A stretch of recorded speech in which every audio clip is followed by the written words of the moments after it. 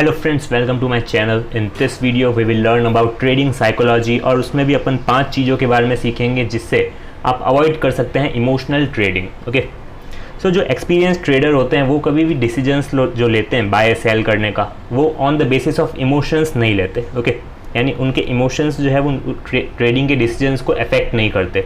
फिर चाहे उनको लॉस हो रहा हो या फिर प्रॉफिट बहुत ज़्यादा हो रहा हो, वो अपना कांस्टेंट चलते हैं अपने ट्रेडिंग प्लान के अकॉर्डिंग। तो यही 5 टिप्स मैं शेयर करूंगा आपके साथ जिससे आप अवॉइड कर सकते हैं इमोशनल ट्रेडिंग। तो कौन कौन से इमोशंस हैं जो आपको अफेक्ट कर सकते हैं आपके डिसीजंस को, आपकी ट्रेडिंग को। तो सबसे पहला नर्वसनेस हो सकता है, ओवर कॉन्फिडेंस हो सकता है, फियर हो सकता है, लालच हो सकता है, FOMO fear of missing out. अगर कोई शेयर स्टॉक ऊपर जा रहा है और अपन को लग रहा है कि अपन ने वो रैली मिस कर दी, तब भी आप उस पर्टिकुलर रैली के बीच में ही एंटर कर जाते हैं और आपको लॉस हो जाता है अगर शेयर वापस वहाँ से नीचे आ जाए। ओके, तो उसको कहा जाता है फोमो यानी fear of missing out. And doubt हो सकता है, एंग्जाइटी हो सकती है। तो ये सारे जो हैं टाइप्स ऑफ इमोशंस है जो इम्पेक्ट कर सकते हैं आपकी ट्रेडिंग को। तो इनको अवॉइड कैसे करना है उसके 5 टिप्स मैं आपके साथ शेयर करूँगा। तो सबसे पहला है आइडेंटिफाई योर पर्सनैलिटी ट्रेट्स। सबसे पहले आपको ये अपने आप से पूछना है कि आप किस चीज़ से अफेक्ट करते हैं, यानी आपके जो डिसीजंस हैं वो किस पर्टिकुलर इमोशन से अफेक्ट होते हैं। वो आपका पर्सन टू पर्सन डिपेंड करता है। एंगर भी हो सकता है, एंग्जाइटी भी हो सकता है, ग्रीड भी हो सकता है। कोई लालची होता है तो उसको अगर ज़्यादा प्रॉफिट दिख रहा है कहीं पे तो वो फटाफट एंटर कर देता है बिना कुछ सोचे समझे। तो वो पर्सन टू पर्सन डिपेंड करता है कि किसका क्या पर्सनैलिटी ट्रेट है। तो जैसे ही आपने वो पर्सनैलिटी ट्रेट आइडेंटिफाई कर लिया, आपको पता चल गया कि आपका जो ट्रेट है जो डिसीजंस को अफेक्ट करता है वो एंगर है या फिर ग्रीड है या फिर एंग्जाइटी है, तो उस पर्टिकुलर ट्रेट को आपको साइड में रख के फिर डिसीजन लेना है। ओके, फॉर एग्जांपल आपका एंगर है तो पहले आपको अपने आप को शांत करना है, उसके बाद आपको वो डिसीजन लेना है, बाय करना है या सेल करना है। ओके, और एक बार ट्रेड ले चुके हैं, फॉर एग्जांपल बाय कर चुके हैं एंड उसको क्लोज करना है उस पर्टिकुलर ट्रेड को, देन आपको पहले एंगर को अपने कंट्रोल में लाना है, उसके बाद डिसीजन लेना है। उससे आपका प्रॉफिट इंक्रीज़ हो सकता है। और एंगर में अगर आपने डिसीजन ले लिया देन प्रोबेबिलिटी हाई है कि हमेशा लॉस ही होगा आपका। ओके, तो ये आपको एक मेक श्योर करके चलना है कि आपको वो पर्सनैलिटी ट्रेट आपका साइड में रख के फिर डिसीजन लेना है। Next is develop and follow your trading plan, यानी आपका एक पर्टिकुलर ट्रेडिंग प्लान होना चाहिए जिसमें आपका रिस्क रिवॉर्ड रेशियो फिक्स होना चाहिए। ट्रेडिंग स्ट्रेटजीज जो है आपकी वो एकदम परफेक्ट होनी चाहिए। लॉसेस जो है वो मिनिमाइज रखना ज़रूरी है, वो भी ट्रेडिंग प्लान में सेटअप होना चाहिए। ये ट्रेडिंग प्लान की वीडियो में अलग बना दूंगा आपको कैसे ट्रेडिंग प्लान बनाना है। बाकी एक पर्टिकुलर अच्छे ट्रेडिंग प्लान में ये 3 चीज़ें होनी चाहिए, risk reward ratio, trading strategies and losses जो है वो मिनिमाइज होने चाहिए। ऐसा नहीं है कि लॉसेस आपके हाई जा रहे हैं फिर भी आप वही ट्रेडिंग प्लान फॉलो कर रहे हैं। ओके, तो डेवलप करना है एंड फॉलो भी करना है।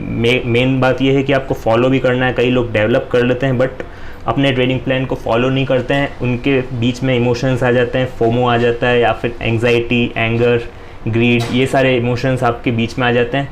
तो ये आपको नहीं करना है, एकदम परफेक्टली आपको फॉलो करना है आपका trading plan. Next is be ready to adapt changes according to market. आपको भी पता है कि वॉलेटिलिटी जो डे 1 में है वो डे 2 में नहीं होती, यानी चेंज होती रहती है। वॉलेटिलिटी हर एक दिन अलग अलग रहता है, तो उसके अकॉर्डिंग आपको सिचुएशन के हिसाब से अडेप्ट करना है। और अगर ट्रेडिंग प्लान में भी अगर आपको कुछ चेंज नज़र आ रहा है, आपको लग रहा है कि यहाँ मैं गलत हूँ, देन वो भी आपको अडेप्ट करते जाना है एज़ पर मार्केट। और आपको ये नहीं सोचना है कि आपको विनिंग स्ट्रेक बनानी है, यानी अगर आपने एक दिन में 2 ट्रेड अच्छे कर लिए तो आप 3rd में एंटर कर जाएं ताकि आपको विनिंग स्ट्रेक लगे कि हाँ मैंने एक ही दिन में 3 अच्छे ट्रेड कर लिए। ऐसा इसमें कुछ भी नहीं है। एक अच्छा ट्रेड भी बहुत आपको फ़ायदा दे सकता है। एक बड़ा और अच्छा ट्रेड आपका डेली का बहुत होता है। ओके, बट फिर भी कई बार होता है पहले ट्रेड में थोड़ा लॉस हो गया तो नेक्स्ट में उससे ज़्यादा थोड़ा प्रॉफिट करने की ट्राई करते हैं, और प्रॉफिट नहीं होता है तो लॉस को थोड़ा कवर करने की ट्राई करते हैं। इस चक्कर में लॉस और ज़्यादा भी हो जाता है। तो एक लिमिट के बाद आपको स्टॉप कर देना है, और वो स्टॉप कैसे करेंगे नेक्स्ट पॉइंट इसी में आएगा। और ट्रेड कब करना है, जब भी आपको अच्छी अपॉर्चुनिटी दिखे। ऐसा नहीं है कि ज़रूरी नहीं है आपको रोज़ ट्रेड करना है।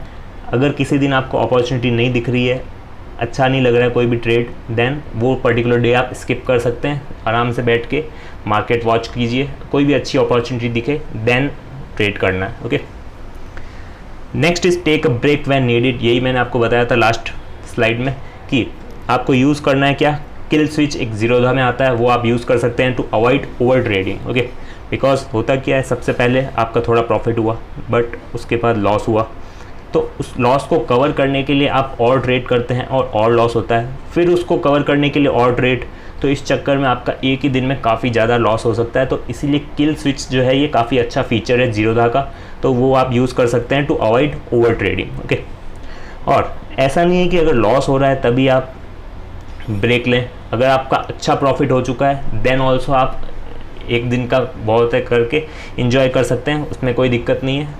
ज़रूरी नहीं है कि आपको वापस से ट्रेड लेना है और ज़्यादा प्रॉफिट करना है, ऐसा कोई ज़रूरी नहीं है। अगर आपको अपॉर्चुनिटी दिख रही है अच्छी तो ही लेना है, वरना आप आराम से बैठ सकते हैं अपना जो एक प्रॉफिट वाला ट्रेड हुआ है उसको लेके। Okay, and in case of losses आपको ये चेक करना है कि गलत कहाँ था मैं, एंड उसको एनालाइज करके और क्या मैं अच्छा कर सकता हूँ अपने ट्रेडिंग प्लान में, कहाँ मैंने गलती की थी या क्या सोच के मैंने गलती की थी, ये सारी चीज़ें आप एनालाइज कर सकते हैं उस पर्टिकुलर ब्रेक में। Okay, next is trading journals आप मेंटेन कर सकते हैं, जिसमें रिकॉर्ड होगा आपके लॉसेस का, आपके विन्स का, आपने किस पर्टिकुलर सिचुएशन में कौन सा डिसीजन लिया था एंड किस इमोशन के बेस पे लिया था, ये भी आप लिख सकते हैं, जिससे आपको पता चलेगा कि आपका वो कौन सा इमोशन है जो अफेक्ट करता है आपकी ट्रेडिंग को।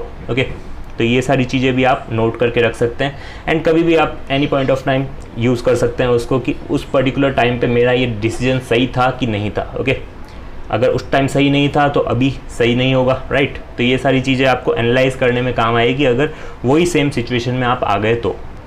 एंड अगर आपको और ऐसे ही वीडियोस चाहिए तो आप चैनल सब्सक्राइब कर सकते हैं for content related to stock market, finance, taxation और ट्रेडिंग प्लान का एक अच्छा सा वीडियो मैं नेक्स्ट बना दूंगा, जिसमें डिटेल में बता दूंगा मैं कि ट्रेडिंग प्लान कैसे बनाते हैं और उसमें और क्या क्या चीज़ें होनी चाहिए। ओके, 3 चीज़ें तो मैंने बता दी, क्या क्या, risk reward ratio, trading strategies and losses जो है वो मिनिमाइज होने चाहिए, यानी इतने ज़्यादा लॉसेस नहीं होने चाहिए। तो ये 3 चीज़ें तो होनी चाहिए, और भी चीज़ें मैं डिटेल में आपको बता दूंगा ट्रेडिंग प्लान में। और रिस्क रिवॉर्ड रेशियो भी कई जगह चेंज होता रहता है, वो भी मैं आपको ट्रेडिंग प्लान का पूरा सेटअप बता दूंगा। और बाकी ये 5 टिप्स आपको ध्यान में रखने हैं टू कंट्रोल इमोशनल ट्रेडिंग।